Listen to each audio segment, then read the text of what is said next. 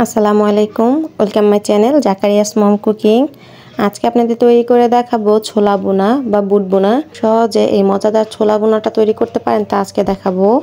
আমি যেভাবে তৈরি করেছি অবশ্যই এভাবে একবার ট্রাই করে দেখবেন। আশা করছি আপনাদের কাছেও ভালো লাগবে। আর ভিডিও শুরুতে আপনাদের কাছে একটি রিকোয়েস্ট, প্লিজ ভিডিওটি না টেনে সম্পূর্ণ ভিডিওটি দেখবেন। চলুন তাহলে দেখে নেওয়া যাক। এজন্য এখানে আমি ছোলা ভিজিয়ে রেখেছি। ছোলাটা আমি সেহরি খাওয়ার পর ভিজিয়ে রেখেছিলাম। ছোলাটা ভালোভাবে কিন্তু ভিজে গেছে।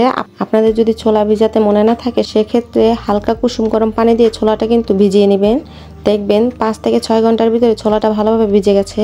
এখন আমি এখানে 4টা আলু দিয়ে দিচ্ছি। আপনারা ছোলার ঘনত্বটা কীরকম চান সেই অনুযায়ী কিন্তু আলুটা ব্যবহার করতে পারেন। এখন চুলায় বসিয়ে দিব। প্রায় 1.5 থেকে 2 ঘন্টা পর ছোলাগুলো কিন্তু ভালোভাবে সিদ্ধ হয়ে গেছে। হাত দিয়ে চাপ দিলে দেখতে পাচ্ছেন ভেঙে যাচ্ছে। এখন নামিয়ে নিব। চুলায় একটি প্যান বসিয়ে দিয়ে দিচ্ছি হাফ কাপের মতো সরিষার তেল। অবশ্যই সরিষার তেলটা ব্যবহার করার চেষ্টা করবেন, এতে ছোলার টেস্টটা অনেক বেড়ে যায়। দিয়ে দিচ্ছি 1 কাপ পেঁয়াজ কুচি। এখন অনবরত নেড়েচেড়ে পেঁয়াজটা ভেজে নিব।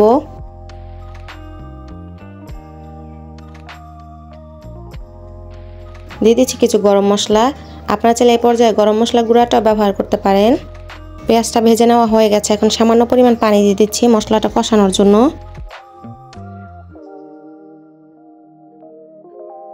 দিয়ে দিচ্ছি 1 চামচ মরিচের গুঁড়া,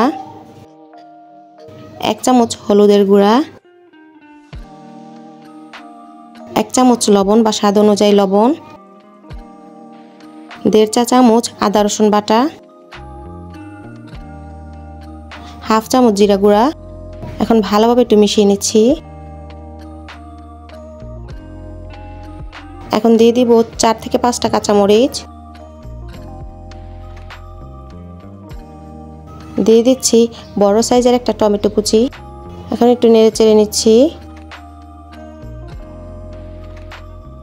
টমেটোটা কিন্তু কষানো হয়ে গেছে। এখন আগে থাকতে যে আলুগুলো সিদ্ধ করে রেখেছিলাম সেগুলো হালকা ভেঙে দিয়ে দিচ্ছি। একটু মিশিয়ে নিচ্ছি। এখন সামান্য একটু পানি দিয়ে দিচ্ছি। মশলার সাথে আলুগুলো ভালোভাবে মিশানো হয়ে গেছে। এখন যে বুটগুলো সিদ্ধ করছিলাম তার থেকে অর্ধেকটা পরিমাণ দিয়ে দিচ্ছি। ভালোভাবে একটু মিশিয়ে নিচ্ছি।